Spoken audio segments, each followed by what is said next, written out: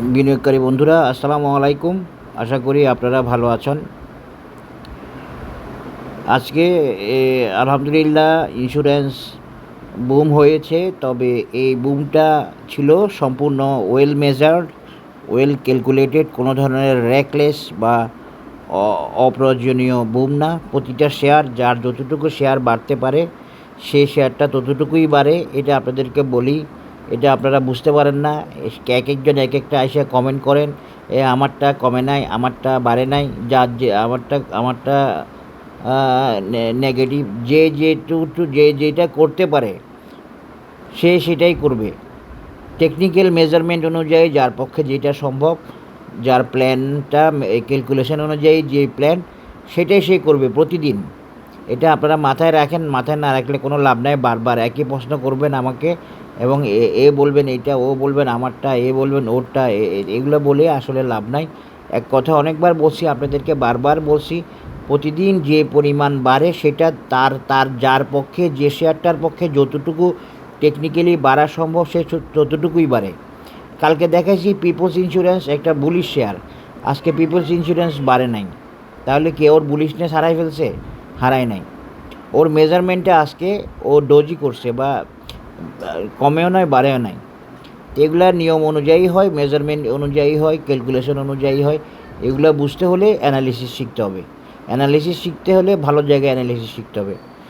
এখন আসেন প্যারামাউন্টের, আজকে আমি এখন আপনাদের সাথে প্যারামাউন্টের একটা মেজারমেন্ট দেওয়ার চেষ্টা করব।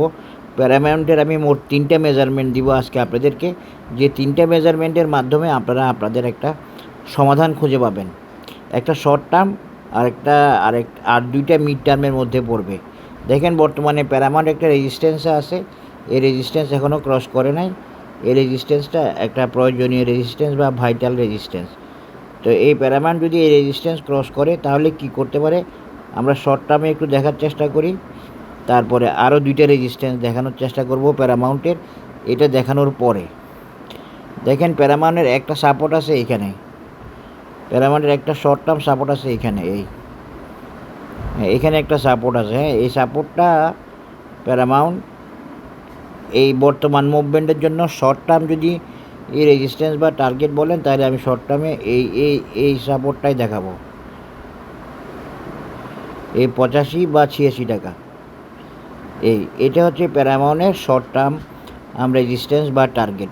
দেখেন প্যারামাউন্ট এভাবেই কিন্তু উঠে আসছে। এর আগেরটা দেখেন, এর আগেরটাও সে শর্ট টার্মে উঠে আসছে, সে এক ধরনের জিগজ্যাগ করে উঠে আসতেছে, জিগজ্যাগ করে উঠে আসতেছে। এই যে এখানে আরেকটা রেজিস্ট্যান্স, এই আগেরবার গেছিলো এখানে 59 টাকা লেভেলটা, এরপরে গেছে কত 71 টাকা লেভেলটা।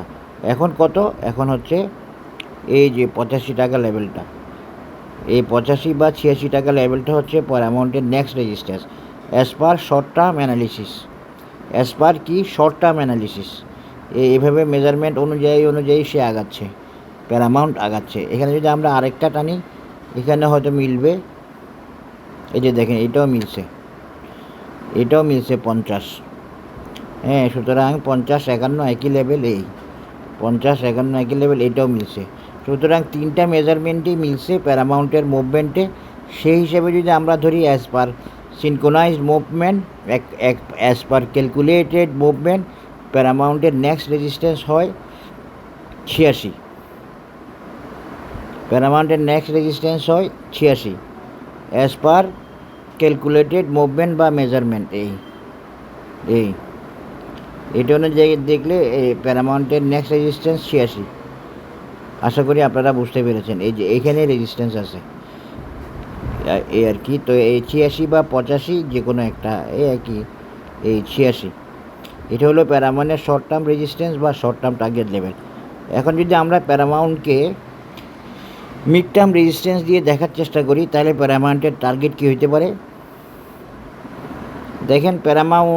প্যারামাউন্টের আমি এখন 86 বলতেছি, এই 86 হলো শর্ট টার্ম। এখন প্যারামাউন্ট কি বলছে যে প্যারামাউন্ট 86 যাবে বা 86 যেতে হবে? প্যারামাউন্টে আরও মেজারমেন্ট আছে, প্যারামাউন্টের আরও মেজারমেন্ট আছে। সেই মেজারমেন্টগুলো কি? এখানে একটা মেজারমেন্ট আছে প্যারামাউন্টের 93 বা 94।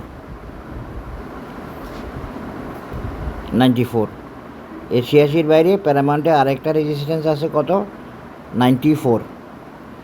এই 94 যে প্যারামাউন্ট যাবে না এটা তো আমরা ভাবতে পারবো না, কারণ সে এই প্যাটার্নে যে নেক্সট বার থাকতে হবে, এইভাবে সিনক্রোনাইজ যে আগাবে বা আগাইতে হবে এমন তো কথা নাই, এমন কোনো বাধ্যবাধকতা তো নাই আসলে। সেক্ষেত্রে আমরা প্যারামাউন্টে আরেকটা রেজিস্ট্যান্স দেখতে পাই 94। সেক্ষেত্রে আমরা আরেকটা রেজিস্ট্যান্স দেখতে পাই 94 প্যারামাউন্টের, A94।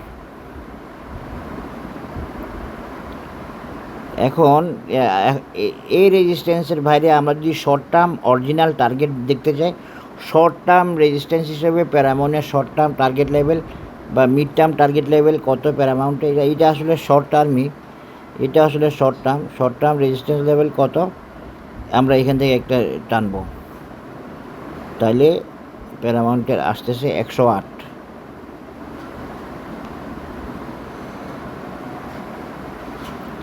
108 না, 112।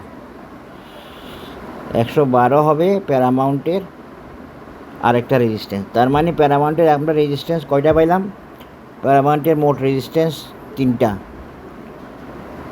এখন প্যারামাউন্ট কোন হিসাবে কীভাবে আগাবে এটা প্যারামাউন্ট বুঝবে, আপনাকে প্রাইস অ্যাকশন ফলো করতে হবে, ইন্ডিকেটর অসিলেটরকে ফলো করতে হবে এবং প্যারামাউন্ট কীভাবে আগায় সেটার দিকে খেয়াল রাখতে হবে। তবে প্রথম রেজিস্ট্যান্স হচ্ছে 86, দ্বিতীয় রেজিস্ট্যান্স হচ্ছে 94 আর তৃতীয় রেজিস্ট্যান্স হচ্ছে 112।